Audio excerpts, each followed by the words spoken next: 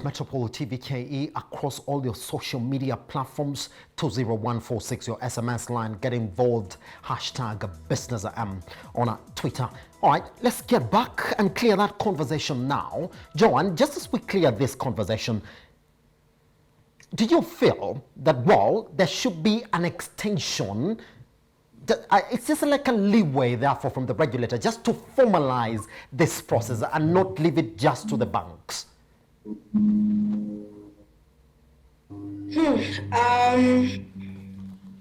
think CBK should actually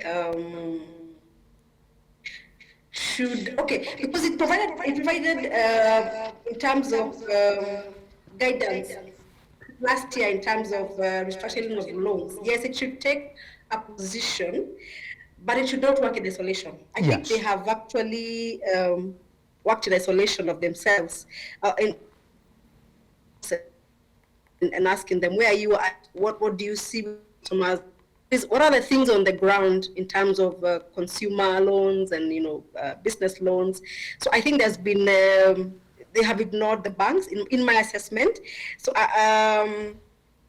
but because they are the ones who took leadership in terms of just structuring a way out, yes, they should take a stand. But I think they have worked in isolation with of the banks, in my assessment. Pretty much, Josh, the same question that I was asking you, if then it's not so predictable of how our economy is going to rebound, and we're already in what is seen as the third wave of the coronavirus pandemic in the quarter one of 2021, which means that we're still operating with the same economic, if not worse, economic sanctions as we were in 2020. Should CBK take a stance really on the repayment of these loans? As I said earlier, the CBK is walking a very tightrope because as a regulator, they're supposed to balance the interests of the bankers and the consumers. So I think what they're doing here is they're saying, you know what, the banks know their customers best, and the banks are best placed to make those loans. Because again, when you look at, including your lower tier banks, you find that the consumer or the banking market is not as homogeneous as you'd expect. So there are banks, especially niche banks, whose consumers really don't, paying back the loans. So I think what the CBK is saying is let the bankers make that decision because they know their customer best. Pretty much. All right, let's move into the last issue that we have for you this morning, where Kenya and the United Kingdom have officially set the stage for duty and quota-free access to both markets for the next 25 years. The economic agreement partnership between Kenya and the United Kingdom is officially on just 10 days after it was ratified by the Kenyan Parliament. Industrialization, Trade and Enterprise Development Cabinet Secretary Betty Maina has said the country anticipates to grow its exports to the UK from the current 40 billion shillings in the next few months, with Kenya's export to the UK expected to hit 2 trillion shillings under the trade deal. Richie, you have the story just before we cross over to Josh and Joanne this morning, so we can talk about whether indeed there's something that we need to celebrate out of this deal. And the United Kingdom have officially set the stage for duty and quota-free access to both markets for the next 25 years.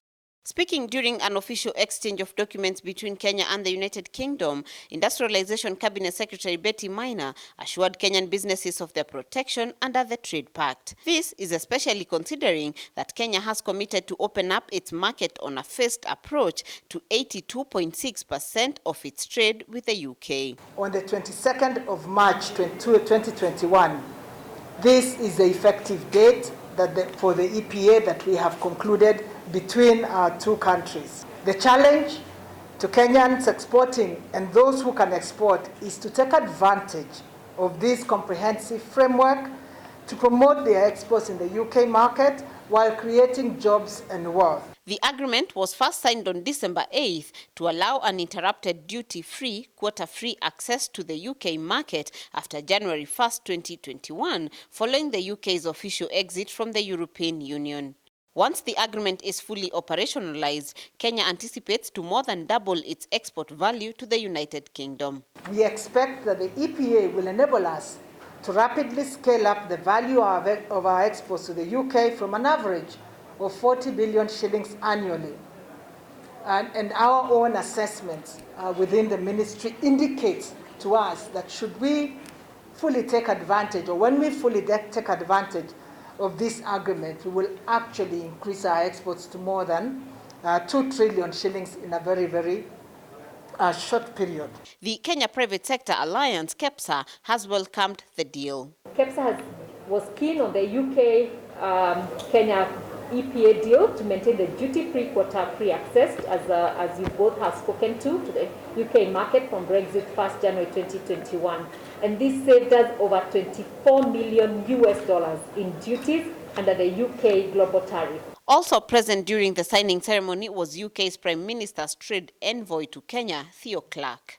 The liberalisation requirements are exactly the same as the text signed and indeed ratified by the EU and Kenya in 2016.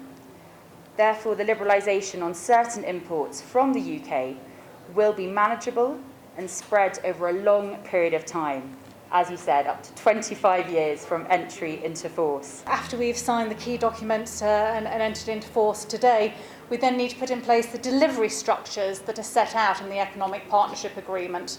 These include the Economic Partnership Agreement Council, the Committee of Senior Officials, and the various technical committees that will ensure that the UK and Kenya are fully prepared to enable the private sector to flourish and use this agreement to further our mutual prosperity. What now remains is for both parties to sign and deposit instruments of ratification with their respective government depositories, setting the stage for 25 years of unrestricted trade ties between Kenya and the UK.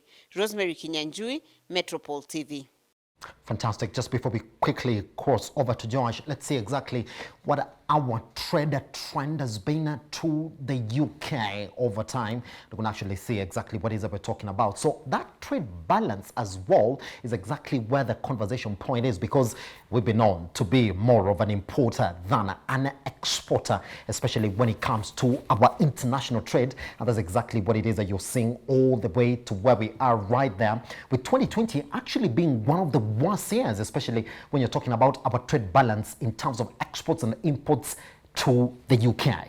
Josh, should we celebrate? Because there's something that she said that, one, that they're going to ensure that they protect the Kenyan trade, given the fact that they've opened 82.6% of the Kenyan market to the UK. First of all, this trade agreement is a 619-page document. Yes. So, I mean, I've tried reading, I'm not past 100 pages yet. There's a lot of legalese. I mean, it's a complicated document to understand. Yeah.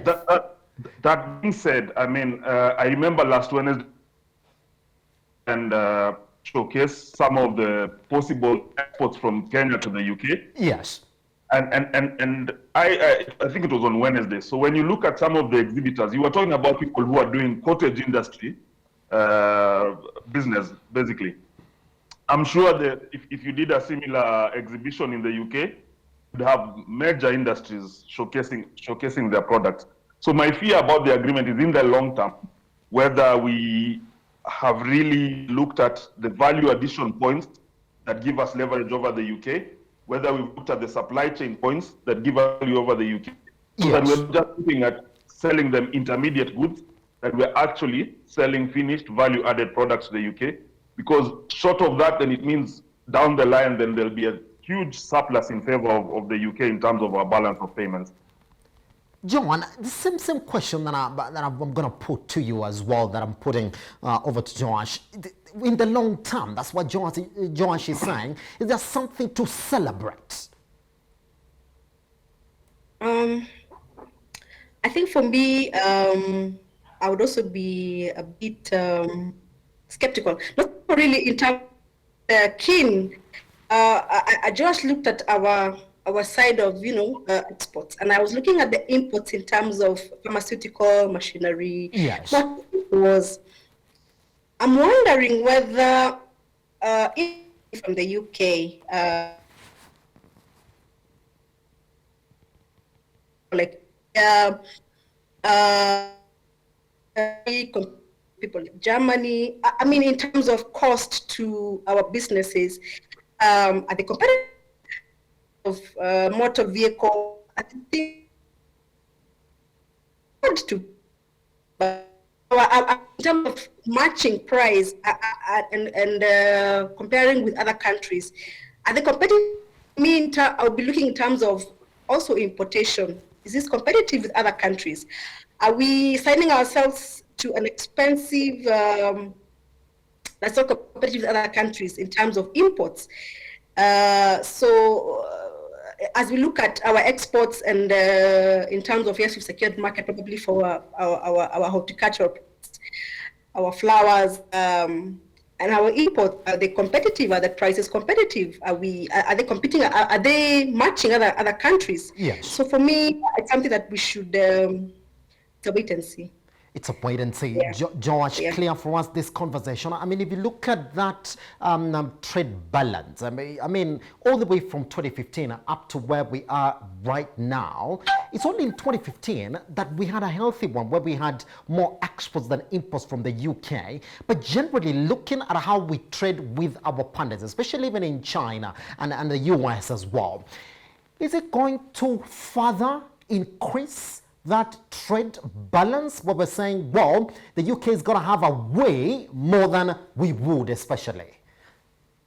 Again, my concern is in the long term, because in the short term, we have quite a number of protections in the document. So, for example, whilst we begin to enjoy and after 8 years, the UK has to wait 12 years after the agreement is signed. So in the short term, I think the one thing I really hope the EPA Council looked at is the opportunity cost of signing this agreement. Our agreement will then affect trading partners, particularly within Africa and other trading partners such as China and India, like John mentioned. So I think I would be curious to know if they really looked at the opportunity cost, because it's one thing to sign a bilateral agreement. A bilateral agreement has multilateral consequences. Yes.